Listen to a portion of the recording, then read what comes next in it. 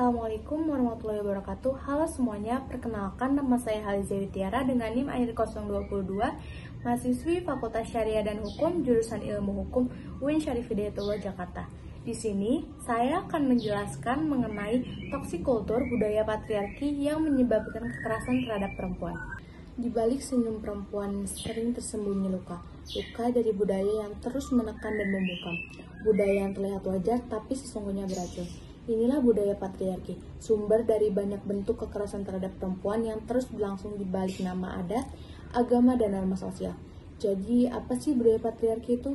Patriarki itu adalah sistem sosial yang menempatkan laki-laki sebagai pemegang kuasa utama. Dalam budaya ini, perempuan sering dianggap sebagai yang kedua, yang patut tunduk dan tidak boleh menuntut lebih.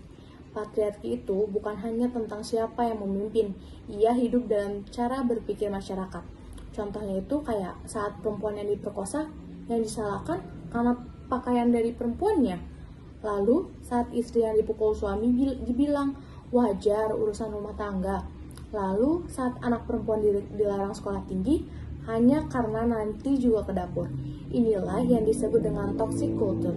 Budaya yang sering sistematik yang membiarkan perempuan mengalami kekerasan tanpa perlindungan dan tanpa keadilan. Jadi, jenis-jenis kekerasan apa aja sih yang dapat memicu patriarki? Akibat ada budaya patriarki, perempuan menjadi rentan terhadap berbagai bentuk kekerasan. Yang pertama itu ada kekerasan fisik dan psikis. Dalam rumah tangga, banyak perempuan yang dipukul, diintimidasi, hingga dimanipulasi secara emosional. Yang kedua itu ada kekerasan seksual, dari pelecehan di jalan, tempat kerja, kampus, hingga pemerkosaan dalam pernikahan. Lalu yang ketiga itu diskriminasi struktural. Perempuan dibatasi haknya untuk bekerja, berpendapat, bahkan berpakaian sesuai pilihannya.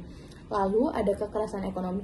Suami menguasai keuangan, melarang istri mandiri secara finansial. Lalu ada kekerasan berbasis gender online, ancaman, body shaming, dan pelecehan seksual di media sosial. Data Komnas Perempuan menunjukkan bahwa ribuan kasus kekerasan terhadap perempuan terjadi setiap tahun. Sebagian besar di ranah domestik, dan banyak yang tidak dilaporkan karena korban takut, malu, atau tidak percaya pada sistem hukum. Di Indonesia, berbagai regulasi telah dibentuk untuk melindungi perempuan dari kekerasan dan diskriminasi. Yang pertama itu dalam Undang-Undang 1945 Pasal 28G dan 28I yang menjamin hak atas rasa aman, bebas dari penyiksaan, dan mendapat perlindungan hukum.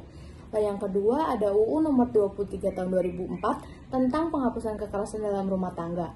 Mengakui bahwa kekerasan dalam rumah bukan masalah privat, tapi pidana. Melindungi perempuan sebagai istri, ibu, atau anggota keluarga dari kekerasan fisik, psikis, seksual, dan penelantaran. Yang ketiga itu ada Undang-Undang nomor 12 tahun 2022 tentang tindak pidana kekerasan seksual, UU TPKS. Mengatur 19 bentuk kekerasan seksual, termasuk pemaksaan hubungan seksual, pelecehan, eksploitasi seksual digital, hingga pembudakan seksual. Menjamin hak korban atas keadilan, pemulihan, rehabilitasi, dan restitusi.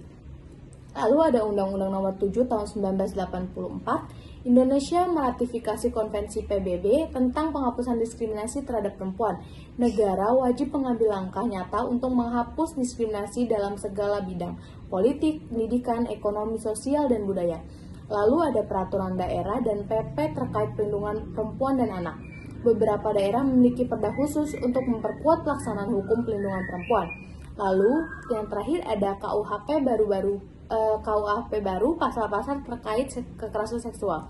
Di KUHP baru, kekerasan seksual diatur lebih luas, termasuk soal pemerkosaan dan rumah tangga. Tapi meskipun hukum sudah ada, kekerasan terhadap perempuan itu terus terjadi loh. Jadi kenapa ya? Karena budaya patriarki masih kuat, penegakan hukum yang masih bias terhadap gender, korban sering disalahkan atau tidak dipercaya, proses hukum melelahkan dan memojokkan perempuan, serta stigma masyarakat yang menutup ruang bicara bagi korban. Hukumnya itu berjalan dengan lambat jika masyarakat tetap membenarkan kekerasan sebagai urusan rumah tangga atau konsekuensi dari perempuan. Jadi, apa sih yang bisa kita lakukan? Perubahan itu bukan hanya datang dari pemerintah saja, tapi dari kesadaran masyarakat. Yang pertama itu, kenali hak-hak perempuan. Edukasi hukum dan gender harus jadi bagian dari kurikulum, komunitas, bahkan ruang keluarga. Jangan biarkan kekerasan dengan alasan tradisi. Budaya harus beradaptasi dengan keadilan, bukan jadi alasan untuk membungkam. Lalu dukung korban dan jangan salahkan. Jadilah pendengar dan pembela, bukan hakim sosial. Dorong aparat penegak hukum untuk sensitif gender. Polisi, jaksa, hakim, dan tenaga medis harus dilatih untuk memahami trauma dan hak korban. Sebenarnya budaya patriarki ini bisa dirubah, tapi perubahan tidak akan datang jika kita diam. Hukum sudah mengatur ruang, sekarang kita yang harus mengisi ruang itu dengan keberanian, suara, dan solidaritas. Ingat, perempuan itu bukan makhluk lemah. Mereka hanya hidup terlalu lama dan sistem yang melemahkan. Sekian video penjelasan dari saya. Terima kasih. Assalamualaikum warahmatullahi wabarakatuh.